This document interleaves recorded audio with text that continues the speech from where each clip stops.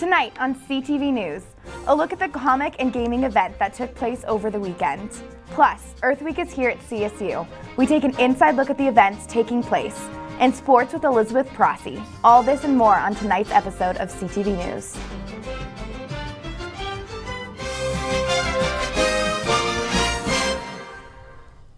Welcome to CTV News this evening. I'm Carson Bush-Yost. And I'm Caitlin Conley. Thanks so much for watching. A candlelight remembrance ceremony will be held on the Colorado State University campus to honor the CSU students, staff, and faculty who have passed away this academic year. The ceremony will be held April 24th at 4:45 p.m. on the north steps of the administration building and will include reading of the names of those who have passed away. The 15-minute service will conclude with a walk through the Oval and end at the non-denominational Danforth Chapel, which will be open until 6 p.m. Candles will be provided for those in attendance. This week, CSU is celebrating Earth Week, which is the effort to bring attention to maintain a sustainable Earth. Today, Earth Week is celebrated by having a festival off of the corner of Meridian and Plum with free activities and information about Earth Week. If the signs and huge groups of people on the corner of Plum and Meridian didn't attract you, then the live music and free giveaways definitely grabbed many people's attention. Today, April 22nd, was the Earth Day Festival, which is a celebration of sustainability at CSU and in the community. I just think it's a fun day for everyone it usually gets to the back of people's minds because we got a lot going on. It's just like the reminder that we need to be cognizant of what we're doing to the environment and to the earth. So. Organizations set up tents in order to share their sustainability efforts within the community, including transportation and reusable water bottles. Well, we kind of celebrate Earth Day every day, but it's like a formal celebration. So the co-op kind of took that on as our holiday too. So we've been having a festival for 5 years. That's why we're part of all the different Earth Day celebrations around town as well, just to kind of bring it to people's light about, shopping sustainably, living sustainably. Earth Week will continue for the rest of the week here in Fort Collins, with many more events coming, such as the Bike to Breakfast tomorrow morning, the Longboard to Lunch on Thursday, and the Arbor Day celebration on Friday. These organizations are here to bring awareness to positive transportation and recycling. Make sure to be cautious about your transportation and recycling this week. Earth Week will continue through the end of this week. The Fort Collins Comic and Gaming Festival was this past weekend, where hundreds gathered to show their fandom. This past Saturday at the Drake Center was the Fort Collins Comic and Gaming Convention, a gathering where fans of Star Wars, Minecraft, Marvel, and many other comic and gaming organizations united. This festival hosted local comic book stores, 21 comic book artists, the FOCO Ghostbusters Club, a costume contest, a Super Smash Bros. Tournament, the LARPing Club, and even had a 2-scaled size land speeder from Star Wars, along with R2-D2. The event was put on by ASAP. So we are the Association for Student Activity Programming, and we are the student-run programming board on campus, and what we do is we provide diverse and affordable programs for CSU students and community. Many who attended dressed up in their favorite character's wardrobe. It was the perfect time for comic and gaming fans alike to unite and have a good time. Ben Mueller, one of the event programmers at ASAP, says it was a lot of work, but he can't give all the credit to himself. The mastermind behind all this is Todd Jones. Most of the credit goes to him because he's honestly the person that made this event happen. He's actually a local comic book writer himself, and he's excellent. He has a very expansive group of comic book fans and just community, so he knows a lot of people that would be interested in this sort of thing. The hard work put in by everyone paid off as the festival's fans enjoyed their experience. And like the Star Wars movie said, may the Force be with you.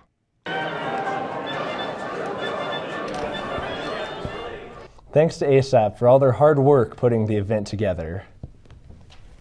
And now, Kelsey McAllister's in the Weather Center. Hey Kelsey, what's the weather looking like? Thanks, you guys. You know, current temperatures are sitting really nice, 67 degrees. Dew point is at 37 degrees, so it will not really precipitate tonight, though we did see a light shower earlier this afternoon.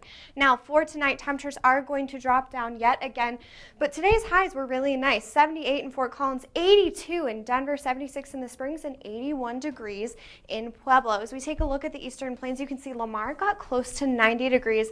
They were sitting right in those mid-80s. Lyman, you were a little bit cooler. Generally, Lyman has a bit of a cooler pocket. Now, coming up after the break, I'll take you through your 7-day forecast and let you know what you can expect for tomorrow. Caitlin? Thanks, Kelsey. Coming up after the break, we have information on National Drug Take-Back Day. And for the 21 up crowd, find out where you can go and drink some beer brewed by our very own CSU students. Don't go away. I see it! There are some moments only the forest can inspire. Find yours at discovertheforest.org. My new dad teaches me all kinds of stuff. I wouldn't use this one. He helps me with my decision making. Ever. And he's even teaching me how to drive. And that's why cars have bumpers. You don't have to be perfect to be a perfect parent. Thousands of kids in foster care will take you just as you are.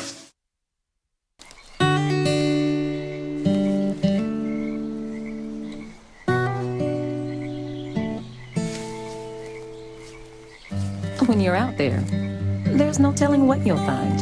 I see it! Oh, look at you.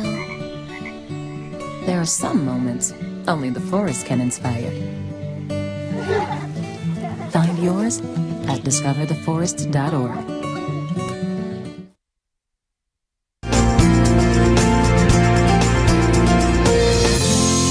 Welcome back to CTV. I'm Kelsey McAllister with your Tuesday weather update. We saw very, very nice temperatures today, like I said before the break, and lows are going to be mild as well. In those mid-40s tonight here for Fort Collins, 49 in Denver, and 46 in Colorado Springs. Vail and Gunnison, you'll both be sitting in those low 30s. You might get a little bit warmer. Overall, you should stick around that point. But check out Sterling, Burlington, and Lamar. You're going to be sitting in those 50s tonight, so very, very warm.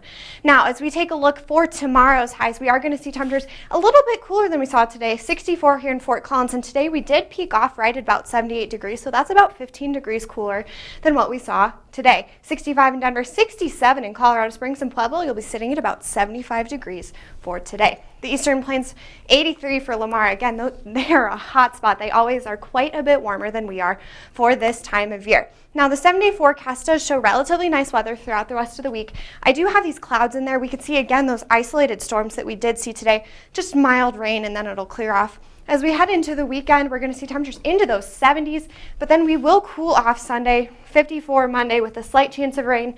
We'll keep an eye on that for you because that could change as we head into the week. But really, lots of sunshine, 62 by next Tuesday. Caitlin, Carson, it's going to be a really nice week. I hope you guys have some weekend plans for Saturday because it's going to be sunny and mild. CSU's Little Shop of Physics will try to set a world record for largest physics lesson tomorrow at the 5th annual Weather and Science Day at Coors Field. The Little Shop of Physics will put on an hour-long interactive science lesson for 15,000 Denver area students. 150 CSU student volunteers and some meteorologists from KUSA TV 9 News will be on hand to help with the event. Director of the Little Shop of Physics, Brian Jones, was quoted saying, "We want to show students how science explains the world around them, and there's no better way to do this than demonstrating the science behind the weather and baseball."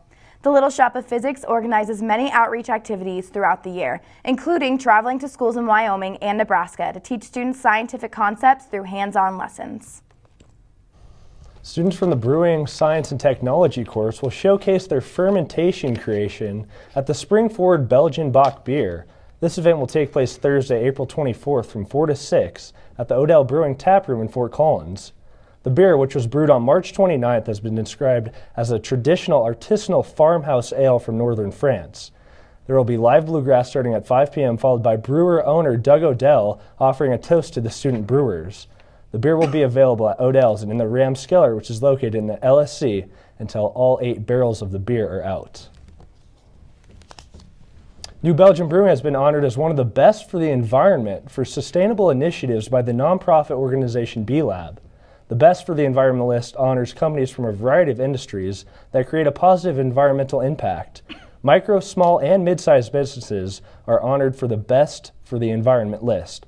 Last year, New Belgium became a certified B Corporation. The certification is given to companies that have rigorous standards of social and environmental performance. April 26th is National Prescription Drug Take-Back Day. Local law enforcement will set up area drop-off locations for the public to properly dispose of expired and/or unused prescription medication. Some of the drop-off areas include the Fort Collins Police Services on Timberline Road and the Loveland Police Department. A full list of drop-off locations can be found on the fcgov.com. This year, Fort Collins Police will also participate in daily drug take-back programs. Unused prescription drugs may be dropped off in the Fort Collins Police Services lobby. If you'd like to learn more about the Prescription Drug Take-Back Day, contact the Northern Colorado Drug Task Force at 970-416-2560. After the break, Elizabeth Prasse will be here for the latest in Rams sports, as well as Avalanche updates. Stay tuned, everyone. You won't want to miss it. Here's your check.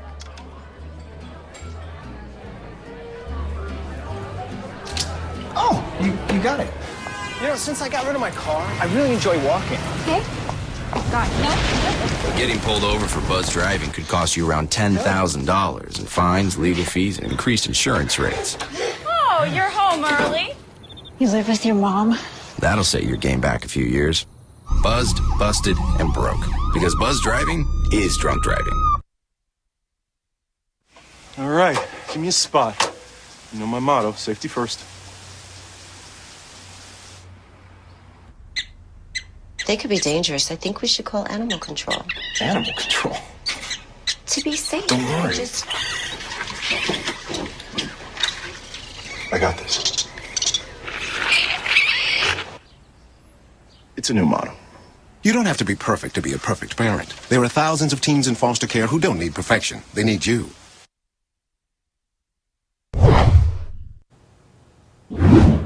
Welcome back, Rams. I'm Elizabeth Prasse. As we prepare to say goodbye to another school year, we must also say goodbye to several CSU basketball players. Friday releases were granted to Caitlin Duffy, Gabby Freakboat, Emily Johnson, and Kara Spotton. Head coach Ryan Williams said, quote, "These young ladies were a big part of this championship season, and we thank them for their efforts," end quote. Sophomore guard Caitlin Duffy played in every game but one this season and was named the Mountain West Player of the Year. The Rams will pick up transfer guards Jamie Patrick and Hannah Turvedy, as well as forward Kiora Wary. Turvedy spent her freshman year at Nebraska before transferring to Fort Collins to allow for more playing time. Williams said, quote, "Hannah is a very strong and skilled guard who plays with an incredible toughness.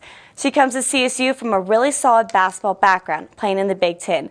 The timing of Hannah joining our team could not be better," end quote. On the men's side, junior guard Dwight Smith received his release from CSU last week. Smith plans on finishing his bachelor's degree here at CSU before playing the final season of his eligibility elsewhere. Saturday, the women's softball team swept the Nevada Wolfpack 4-3, winning their 10th straight home game. This makes the Rams tie for first place in the Mountain West standings. And things are heating up on the ice between the Colorado Avalanche and the Minnesota Wild in the Stanley Cup playoffs. 18-year-old Nathan MacKinnon led the Avs to a 2-0 lead in the series before losing in overtime Monday night to the Wild 1-0. The Avs will look to capture another win Thursday without defenseman Tyson Barrie. You know, guys, I'm really bummed about last night's game, the Avs losing. What about you guys? It was tough. It was. I mean, we went and won our first game in overtime 5-4, won our second game in regulation, but we went in overtime last night and we lost. And we lost Barry, who's going to be out the next 4 to 6 weeks with an MLC injury. Tough loss for the Avs, but you can't mention the Avs without mentioning Nathan MacKinnon. He's 18 years old. I mean, he was the first overall pick in the NHL draft last year, and look what he's done. He scored 7 points in his first 2 career postseason games. That's incredible. He's been really impressive to watch. Well, that's all the time we have on CTV News this evening. For your news updates, please find us on Twitter at Collegian C and CTV 11. Be sure and watch our interview show, CTV Talks, tomorrow. And if you ever have any news tips, please send them to news@collegian.com. Have a wonderful night, everyone.